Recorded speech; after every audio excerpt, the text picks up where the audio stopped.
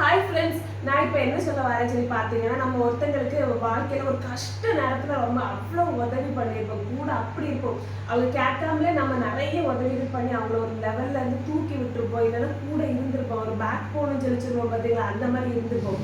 ஆனால் ஒரு காலகட்டத்தில் வரும்போது அவங்க அந்த லெவலில் அந்த கஷ்டங்கள்லாம் தாண்டி அடுத்த லெவல் போயிடுவாங்க. சரியா, போகிறதுக்கு அப்புறம் நம்ம தூக்கி விட்ட கையை அப்படி எட்டி உதச்சிட்டு போவாங்க. அது மாதிரி போயிடுவாங்க. அப்போ நம்ம கேஷுவலாக நம்ம கூட இருந்தால் கூட ஒரு கஷ்டத்தில் நம்ம கூட இவ்வளோ இது பண்ணல, நீ ஏன் இந்த மாதிரி நடந்துக்கிறேன்னு சொல்லி நம்ம அவங்க கிட்ட ஒரு வார்த்தை நம்ம கேட்போம். மனுஷன் அந்த வார்த்தை கேட்போம்.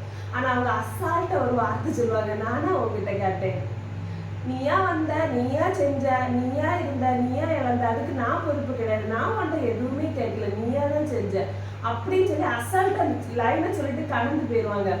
ஆனா அந்த இடத்துல நம்ம அவங்க கூட அந்த இடத்துல இல்லைன்னா அவங்க அந்த அளவுக்கு கஷ்டப்பட்டுருப்பாங்க. இன்னைக்கு அதுல இருந்து அடுத்த லெவல் வந்துருக்கவே மாட்டாங்க. ஆனா அவங்க அந்த ஒரு செகண்ட், இந்த ஃபிராக்சர் ஆஃப் செகண்ட் சொல்லுவாங்க, அதுல இருந்து கடந்து போயிருப்பாங்க. நான் இந்த மாதிரி ஆட்களை நிறைய பேர் பார்த்துருக்கேன். சரியா, இது எனக்குமே நடந்த ஒரு கசப்பான அனுபவம். இன்னைக்கும் சில வார்த்தைகள் நமக்கு மறக்காதுன்னு சொல்லுவாங்களா, அப்படிப்பட்ட வார்த்தைகளை ஒண்ணுதான் நானும் சொன்னேன், நீ தானே செஞ்ச, எங்களுக்கு இதுக்கு சம்மந்தம் கிடையாது. அந்த வார்த்தை ரொம்ப நோக்கடிக்கும். இந்த மாதிரிப்பட்ட ஆட்கள் ஏன் சொல்றேன், இந்த மாதிரி ஒரு ஆட்கள் ஒரு வார்த்தை சொல்லுது, நான் தயவு செய்து ரொம்ப கவனமா இருங்க. அந்த ஆட்கள் கிட்ட பழக்க வழக்கம், அவங்க கிட்ட உறவு முறை அடுத்த லெவலுக்கு எடுத்துட்டு போறதுக்கு ரொம்ப யோசிச்சுக்கோங்க.